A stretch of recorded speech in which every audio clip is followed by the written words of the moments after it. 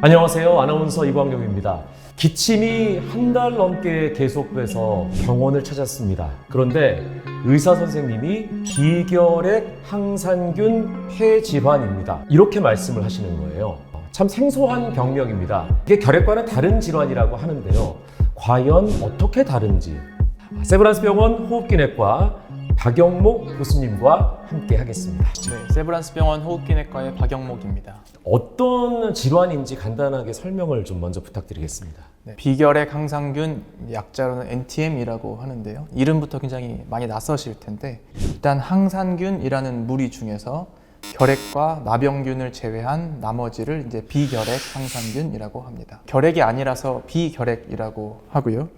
이 비결핵 항산균이 이제 폐에 들어와서 염증을 일으키면 이제 비결핵 항산균 폐질환, NTM 폐질환이라고 이제 하게 됩니다. 그러니까 항산균이라는 게 우리 몸으로 들어오면 안 좋은 영향을 주는 거군요. 비결핵 항산균이라는 것은 우리 주변에 이제 흔하게 있는 균인데요. 흙에도 있고 수도꼭지에도 있고 샤워할 때도 노출이 되고 설거지할 때도 노출이 됩니다. 일반인들 같은 경우에는 노출이 돼도 크게 영향이 없지만 이제 폐에 기저 질환이 있거나 면역 억제제를 드시거나 이제 하는 분들한테서 비결핵 항산균이 들어오게 되면 그것이 이제 폐에 자리 잡고 염증을 일으키면서 기침 가래, 피가 섞인 가래, 그다음에 호흡곤란 등을 유발하게 됩니다. 네. 비결핵이라는 말이 결핵이 아니라는 것임에도 불구하고 결핵이라는 단어가 들어가기 때문에 맞습니다.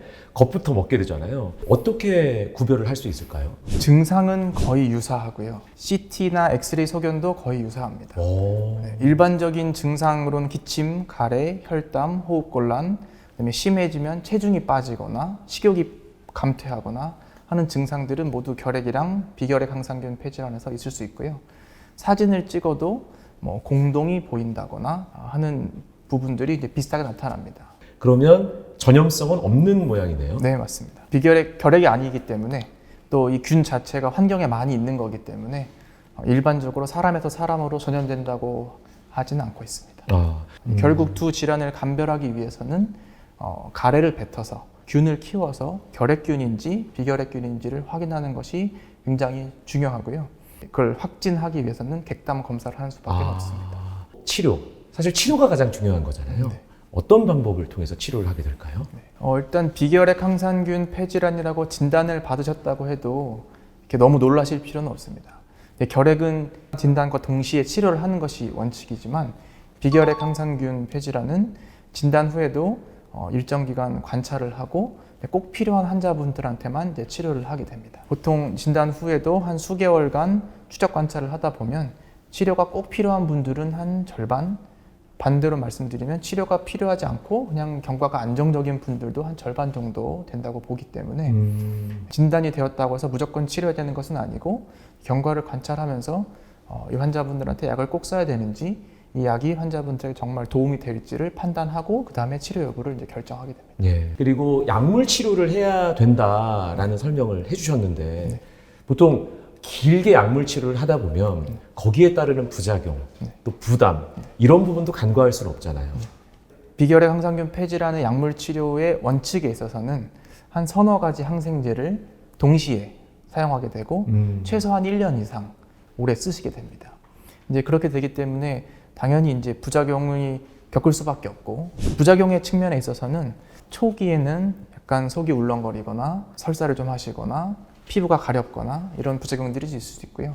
대부분은 한 1, 2주 드시면 어느 정도 이제 잦아듭니다. 근데 이제 약을 오래 드시다 보니까 간 기능, 콩팥 기능에 영향을 좀 줄 수 있고 시력이랑 청력이 조금 저하될 수 있어서 환자분들한테 큰 증상이 없어도 주기적으로 시력 검사, 청력 검사를 하시라고 말씀드립니다. 갑자기 드는 생각이 폐질환이잖아요. 네. 그러니까 폐질환에서 가장 심각한 병은 폐암이지 않습니까? 그러니까 아무래도 폐에 문제가 생기면 이게 혹시나 폐암까지 갈 수 있는 거 아닌가라는 걱정을 분명히 하시는 분도 계실 거란 말이에요. 어떻습니까, 교수님? 비결핵 항산균이 직접 암으로 변하는 것은 아니고요. 다만 이제 일부 연구에 있어서는 이제 비결핵 항산균이 있는 환자분들에서 암이 좀 더 자주 보고되었다라는 이제 연구들도 있긴 한데 그거는 이제 환자분들의 개인적인 특성, 흡연이라던가 연세라던가 이런 것들을 다 반영을 해서 분석을 좀 해봐야 되기 때문에 추가 연구가 좀 필요한 부분이라고 보겠습니다. 혈액 항산균 폐질환 너무 어렵게 느꼈는데 교수님께서 하나하나 설명을 해주시니까 이거 어떻게 받아들이고 또 대처하고 자세한 설명을 들을 수 있었습니다. 오늘 친절하게 이 낯선 질환에 대해서 설명을 해주신 세브란스 병원 호흡기내과 박영목 교수님 고맙습니다. 감사합니다.